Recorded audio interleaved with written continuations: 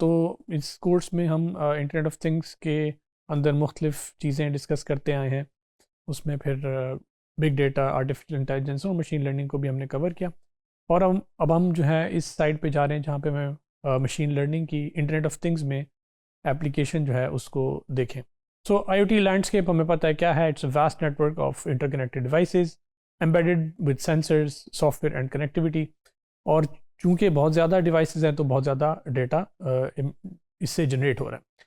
जो machine learning है वो डेटा से काफ़ी सारी पैटर्न्स आइडेंटिफाई कर सकती है, इंटेलिजेंट डिसीजंस ले सकती है और एक्सप्लिसिट प्रोग्रामिंग के बगैर हो सकता है सारा कुछ।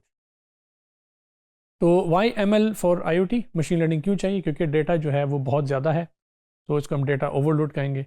और रॉ डेटा है वो बहुत हाई वॉल्यूम्स के अंदर है और उससे हमने एक्शनेबल इंसाइट्स लेनी है। ऑटोमेशन जो है वो हमें इसलिए चाहिए कि हमने ऑटोमेटिक डिसीजन मेकिंग करनी है। इंटेलिजेंस हमें चाहिए क्योंकि हमने smart environment, smart house, smart apartment, smart cities वगैरह की तरफ जाना है, तो हमें इंटेलिजेंस रिक्वायर्ड है। और हमने प्रिडिक्ट करना है चीज़ों को, फोरकास्ट करने, इवेंट्स ऑप्टिमाइज करना है, रिसोर्स यूजेज और फेलियर्स को प्रिडिक्ट करना है। इसी तरह अडेप्टेबिलिटी में भी हमें मशीन लर्निंग चाहिए होगी, जहाँ पे सिस्टम्स ने एनवायरनमेंट के साथ अडेप्ट करना है। तो कोर मशीन लर्निंग का टास्क जो है वो है पहला टास्क वो है क्लासिफिकेशन इन आईओटी। डेफिनेशन इसकी है कि ये डिस्क्रीट आउटकम्स को प्रिडिक्ट करता है और डाटा को कैटेगराइज करता है प्री डिफाइंड क्लासेस में। पर्पस क्या है कि हम आइडेंटिफाई करें टाइप और स्टेट ऑफ एन इवेंट या ऑब्जेक्ट या एक्टिविटी को। इससे हम कैसे करेंगे? मशीन लर्निंग मॉडल्स जो हैं वो लर्न करते हैं लेबल्ड सेंसर डेटा से और असाइन करते हैं अनसीन पॉइंट्स को एक स्पेसिफिक क्लास में। तो क्लासिफिकेशन इस तरह डेटा की हो सकती है।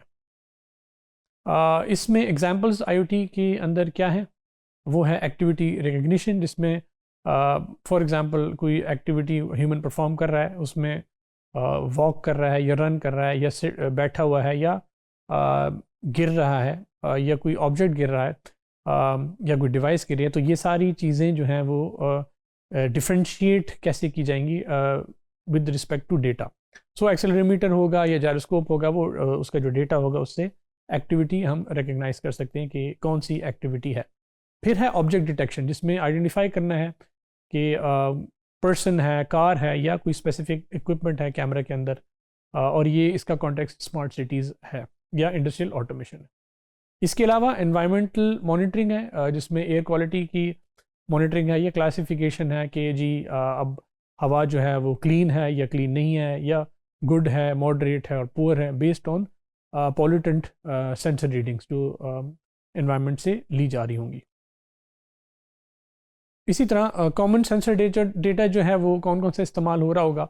एक्सेलरोमीटर होगा, जायरोस्कोप होगा, कैमरा होगा, माइक्रोफोन होगा, एनवायरमेंटल सेंसर्स होंगे। और जो टिपिकल मशीन लर्निंग एल्गोरिथम्स इस्तेमाल होंगे उसमें support vector machine, decision trees, के नियरेस्ट नेबर्स, न्यूरल नेटवर्क्स इस्तेमाल होंगे। Core task 2 for machine learning वो है रिग्रेशन इन आईओटी।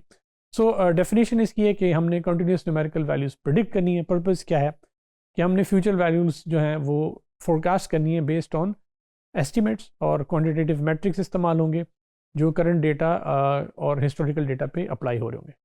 कैसे काम करेगा? मॉडल्स जो हैं वो रिलेशनशिप फाइंड करेंगे इनपुट फीचर्स के अंदर, जिसमें सेंसर रीडिंग्स ओवर टाइम है, और कॉन्टीन्यूस टारगेट वेरिएबल होगा जिस पे हम ये रिग्रेशन अप्लाई करेंगे। एग्जांपल्स क्या हैं आईओटी के अंदर? इसमें टेम्परेचर प्रेडिक्शन है, जिसमें फोरकास्ट करना है indoor outdoor temperature based on current readings, humidity and time of the day. Energy consumption की फोरकास्टिंग है, जिसमें future electricity usage smart homes के अंदर, इंडस्ट्रियल फैसिलिटीज़ में किया जा सके, प्रिडिक्शन हो सके, जिससे हम ऑप्टिमाइज़ करें लोड मैनेजमेंट को।